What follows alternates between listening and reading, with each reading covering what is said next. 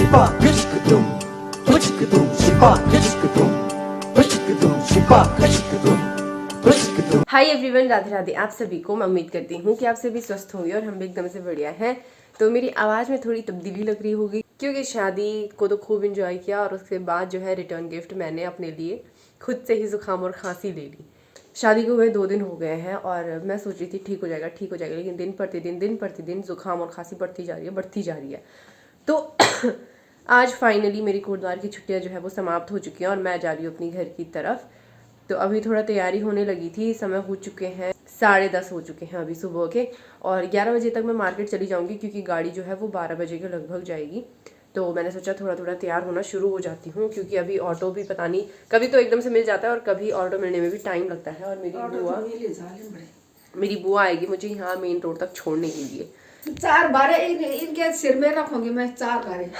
पता सही आते हुए ना मेरे पास एक बैग था और एक मेरा जो छोटा सा होता है ना बैग वही था, और अब जाते हुए इतने सारे बैग हो रखे। देखो, एक सबसे बड़ा बैग ये रहा, एक छोटा सा बैग ये रहा, ये ऋषभ का कोट का बैग है और इसके अंदर पता कोट के साथ साथ मैंने 1-2 जोड़ी कपड़े अपने भी रखे हैं और ये मेरा पर्स रहा। इतना सारा सामान हो गया है कि पता नहीं क्या ही बोलूँ। एक तो पता है ऋषभ आया अपना सामान लेके और वो अपना जो भी चीज़ें लाया था ना वो सारी चीज़ें वो यहीं छोड़ के गया है, चप्पल से लेके कपड़े तक सारी चीज़ें। तो अब वो भी ले जानी पड़ रही है, तो इस वजह से भी बैग में थोड़ी जगह कम हो रही है। पर चलो जैसे कैसे करके मैंने एडजस्ट कर लिया है। और जो कपड़े बैग में नहीं आ रहे ना वो मैं सारे पहन के जा रही हूँ, यानी कि ये तो घर का ही है और इसके ऊपर से मैं ये स्वेटर पहन के जाऊँगी और ये शॉल जो है तो ये भी मैं ओढ़ के ही जाऊँगी। अभी तो गर्मी लगेगी लेकिन आगे बढ़ते हुए रास्ते में ना फिर ठंडी लगनी शुरू हो जाती है गाँव के रास्ते में, क्योंकि उधर आगे चलते हुए पूरे पेड़ पौधे हैं और ऊपर से शाम के टाइम हम लोग घर पहुँचेंगे तो और भी ज़्यादा ठंडी होनी शुरू हो जाएगी। तो अच्छा ही रहेगा, गाड़ी में मैं कोजी सी रहूँगी, गर्म रहूँगी। तो बस अभी चलते हैं फिर थोड़ी देर में। ये मेरी बहन सोनिया है ना जो सबसे छोटी, उसकी कलाकृति है ये उसने अपनी फ़ोटो बनाई हुई है, स्केच की हुई है।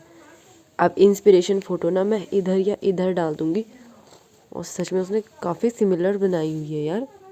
और भाई ये टैलेंट भी है मेरी बहन में। अभी समय हो चुके हैं 11 बजने के लिए 3 मिनट बाकी हैं, तो हम लोग सोच रहे हैं कि हम लोग चलते हैं। कभी तो पता ऑटो ठीक टाइम पे, मतलब हम जा रहे होते हैं ना तो ऑटो जो है वो रोड पे ही चलता हुआ दिख जाता है और कभी कभी ऐसे होता है कि इंतज़ार करना पड़ता है। तो इसलिए अभी हम जा रहे हैं। बुआ यहाँ से बैग लेके चली गई मेरा, मैं भी चलती हूँ अब।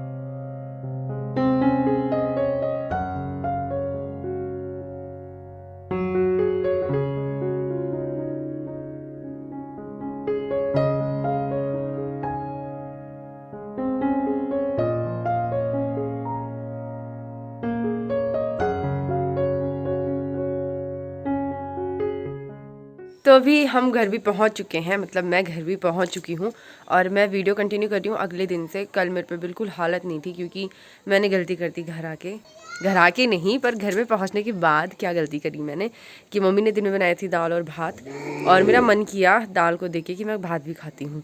और मैंने सोचा क्या ही होगा यार, नॉर्मली तो है, दाल गर्म की और खा लिया भात।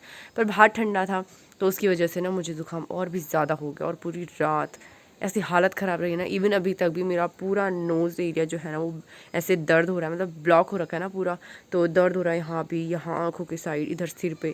तो अभी मैं जा रही हूँ डॉक्टर के पास। अभी दिन का खाना पीना हमारा हो चुका है और अभी समय हो चुके हैं दिन के 2:30 लगभग, यानी 2:30 बज चुके हैं। तो मैंने सोचा कि अभी चाय बनाने में थोड़ा टाइम है तो उससे पहले मैं डॉक्टर के पास जाके दवाई ले आती हूँ अपने लिए। अब जब तक मैं घर से डॉक्टर के पास जाती हूँ ना तब तक आप पिछले वाली वीडियो देख लीजिए, यानी कोटद्वार में जो मेरी बुआ का बागान है ना, थोड़ी बहुत क्यारी बाड़ी, हमने वहाँ से सब्ज़ी जो है हार्वेस्ट की थी, तो वो चीज़ें आप लोग थोड़ा देख लीजिए। तब तक मैं डॉक्टर से होके आती हूँ।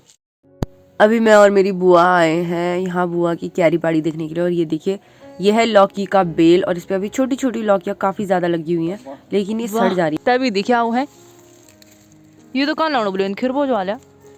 अब जल्दी जल्दी से इसको हार्वेस्ट करते हैं, फिर ये हो जाएगी मेरे घर ले जाने के लिए।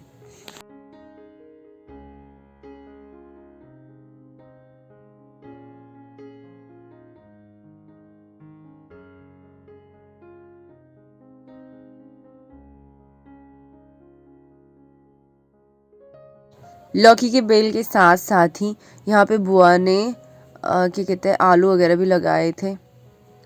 इस बेल पे भी काफ़ी सारी लौकियाँ होने वाली हैं, पता अगर हो जाएंगी, ख़राब नहीं होंगी तो। और बुआ ने यहाँ पे ना आलू भी लगाए थे लेकिन वो हुए ही नहीं पानी की कमी के कारण, और फूफा जी भी यहाँ पे घूमते घूमते आ गए हमारी निगरानी करने के लिए।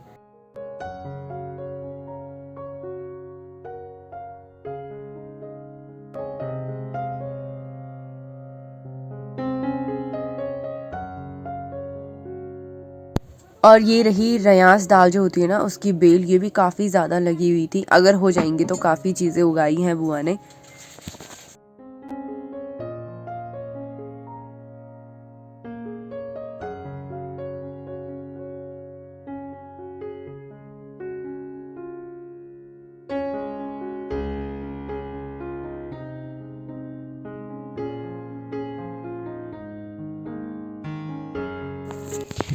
यहाँ पर है मूलियाँ और वो भी था पालक।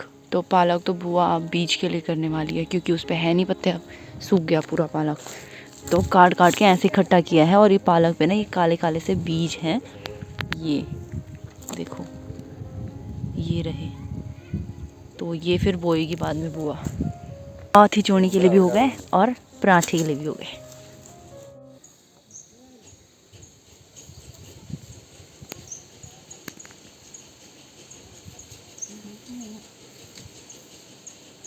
तो अभी मैं डॉक्टर से भी होके आ गई हूँ और एक खुराक दवाई तो मैंने अभी खा दी, वहाँ से आने के बाद तुरंत ही खा दी।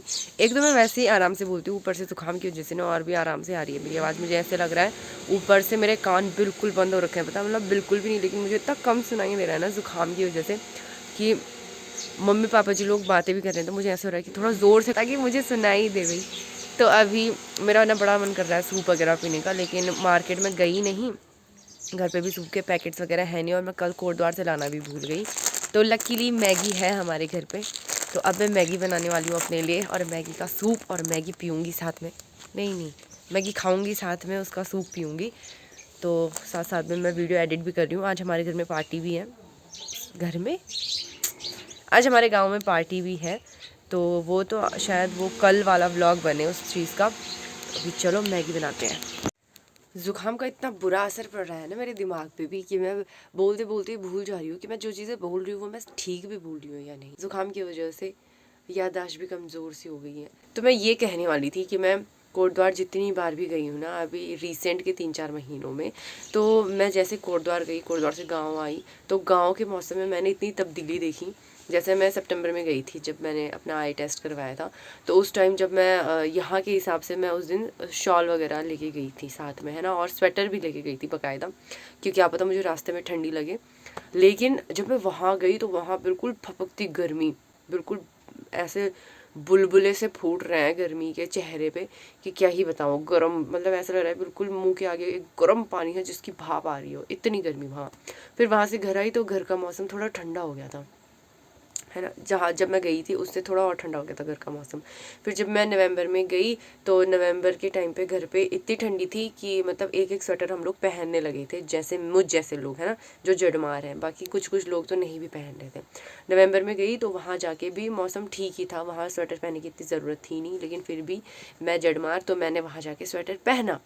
उसके बाद जब मैं नवंबर में घर आई ना वापसी, तो घर में बिल्कुल ठंडी और भी ज़्यादा बढ़ गई थी।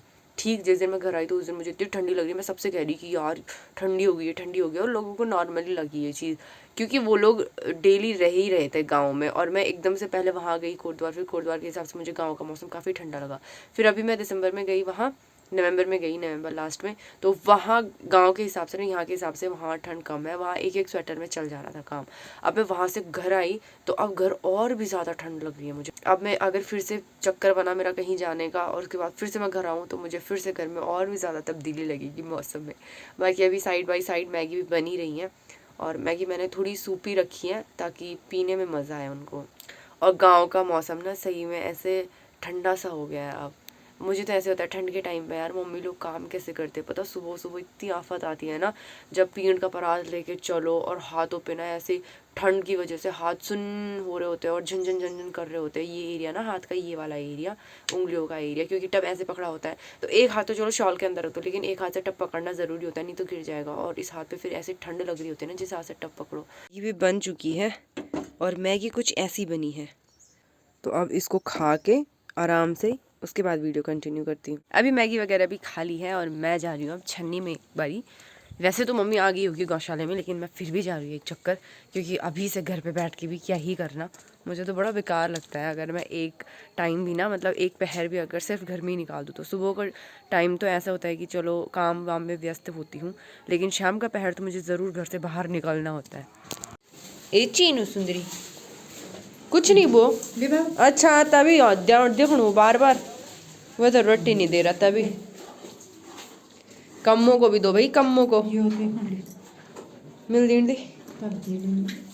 कम्मो अभी उधर दूध पी रही है हमारी कमड़ी।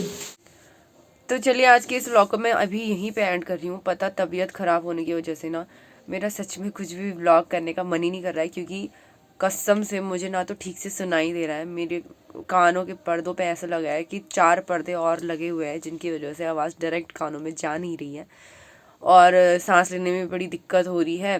कुछ खाने पीने का तो टेस्ट ही नहीं पता लग रहा मुझे। दिन में मैंने राजमा चावल बनाए बहुत ही अच्छे से कि मज़े मार के खाऊंगी, लेकिन मुझे ना तो खुशबू पता लग रही उनका, ना स्वाद, मुझे सिर्फ नमक और मिर्ची पता लग रही थी।